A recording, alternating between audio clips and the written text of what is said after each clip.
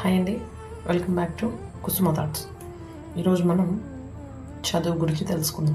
Education. ఎంతో అదృష్టం ఉంటే కానీ గొప్ప గొప్ప చదువులు నిజంగా చదవలేమండి. ఎందుకు చెప్తున్నానంటే, మంచి చదువు మన సొంతం కావాలంటే కుటుంబం సపోర్ట్ ఎంతో అవసరం. అయితే 80s 90sలో ఉన్న కుటుంబాలు మాత్రం కుటుంబ భారం అంతా తండ్రి ఒక్కడే మోసేవాడు.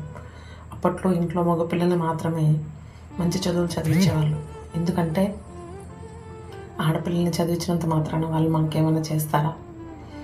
ఇంకొకరిని పెళ్లి చేసుకొని వెళ్ళిపోయి అక్కడ వాడికి కదా సంపాదించి పెడతారు అని ఆలోచించారే. కానీ నా కూతురుకంటూ ఒక మంచి పేరు ఉంటుంది, తను చదివితే ఒక మంచి ఉద్యోగంలో ఉంటే ఆ ఇంట్లో గౌరవం పెరుగుతుంది అని అప్పట్లో తల్లిదండ్రులు ఎందుకు అనుకోలేదు నిజంగా అర్థం కాదండి.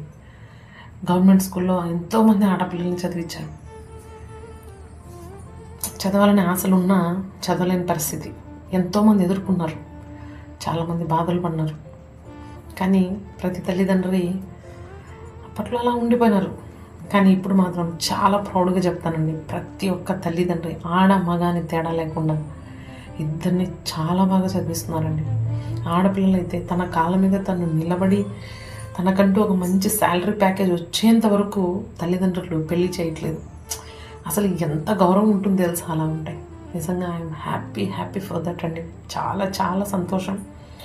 ఈ ఒక్క విషయంలో చదువుని ఇద్దరికి, అమ్మాయికి అబ్బాయికి సమానంగా పంచుతున్నా, వాళ్ళ కాళ్ళ మీద వాళ్ళు నిలబెడుతున్న ప్రతి ఒక్క తల్లికి, ప్రతి ఒక్క తండ్రికి 2 చేతులు ఎత్తి నమస్కరిస్తున్నానండి ఈరోజు. నిజంగా వాళ్ళ ప్రయాణానికి, వాళ్ళ మనోధైర్యానికి, వాళ్ళ ఆలోచనలకి మీరు బాట వేస్తున్నారు. అప్పట్లో ఉన్న మేమంతా అవన్నీ చేయలేకపోయాం. ఎన్నో ఆశలు అంటే అది చేద్దాం, ఇది చేద్దాం, అలా ఉందాం, మేము చదువుంటే ఇలా ఉండేది కదా, అలా ఉండేది కదా. ఏది ఉండదండి. ఇప్పుడు మీరు చేస్తోంది, ఇప్పుడు పేరెంట్స్కి మాత్రం శతకోటి వందనాలండి మీకు. Thank you so much. ఆ పేరెంట్స్ లైన్లో కూడా నేను ఉన్నాను.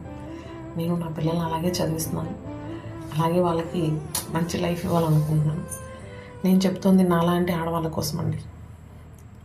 అది మంచి మంచి ప్యాకేజెస్ వచ్చేంత వరకు ఆడపిల్లల్ని పెళ్లి చేయట్లేదు చూసారా, నాకు అది చాలా బాగా నచ్చిందండి. అసలు చాలా చాలా బాగా నచ్చింది. కానీ ఇంత చేస్తున్న కొంతమంది ఆడపిల్లలు ఎందుకో వాళ్ళ లైఫ్ని వాళ్ళే స్పాయిల్ చేసుకుంటున్నారు. సరిగ్గా చదవకుండా ప్రేమలని పారిపోవడాలు, ఇంకోటి చేయడాలు, ఇన్స్టాగ్రామ్లో చెడ్డవన్నీ ఆలోచించుకోవడాలు, చాలామందితో తిరగడాలు, ఇవి ఏవి మనకు